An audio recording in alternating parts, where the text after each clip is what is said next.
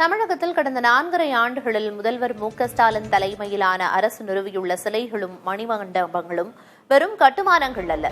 இவை ஒவ்வொன்றும் 2026ஆம் ஆண்டு தேர்தலை நோக்கிய அரசியல் நகர்வு என்கின்றனர் அரசியல் நோக்கர்கள்.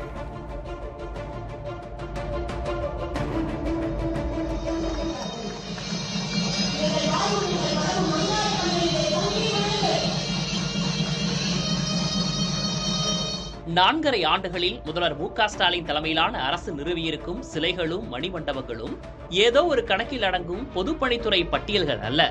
அவை ஒவ்வொன்றும் ஒரு தெளிவான அரசியல் நகர்வு என்கின்றனர் அரசியல் நோக்கர்கள். திராவிட இயக்கத்தின் நீண்டகால மரபை தாண்டி பல்வேறு சமூகத்தைச் சேர்ந்த முன்னோடி தலைவர்களுக்கு சிலைகள் அமைப்பதன் மூலம் ஒரு புதிய சித்தாந்த ஒருங்கிணைப்பை திமுக அரசு முன்னெடுத்து வருகிறது என்கின்றனர்.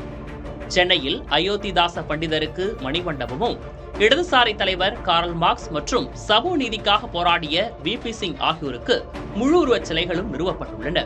மாமேதை கார்ல் மார்க்சின் திருவுருவச் சிலை மக்களின் பார்வைக்கு திறந்து வைக்கப்பட்டுள்ளது. கருப்பு, சிவப்பு, நீலம் என 3 சித்தாந்த நிறங்களையும் ஒரே புள்ளியில் இணைப்பதன் மூலம் வலதுசாரி அரசியலுக்கு எதிராக ஒரு வலுவான சித்தாந்த அரணை தமிழக அரசு உருவாக்குவதாக கூறுகின்றனர்.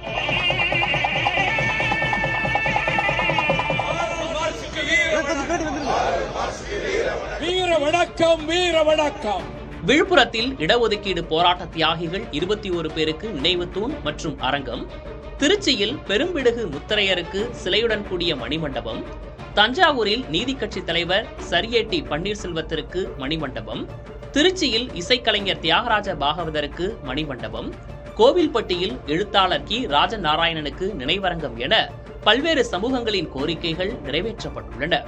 விடுதலை போராட்ட வீராங்கனைகள் ராணி வேலு நாச்சியார் மற்றும் அஞ்சலை அம்மாளுக்கு சிலைகள், தூத்துக்குடியில் ராவ் பகதூர் குரூஸ் பெர்னாண்டிஸிற்கு சிலை, ஈரோட்டில் மாவீரன் பொல்லானுக்கும், மதுரையில் டி.எம். சவுந்தரராஜனுக்கும் வெண்கலச் சிலைகள், இவற்றுடன் முக்குளத்தோர் தலைவர்களான முத்துராமலிங்க தேவர், மூக்கையா தேவர் மற்றும் மருது சகோதரர்களின் நினைவகங்கள் அரசு விழாவாக கொண்டாடப்படுகின்றன.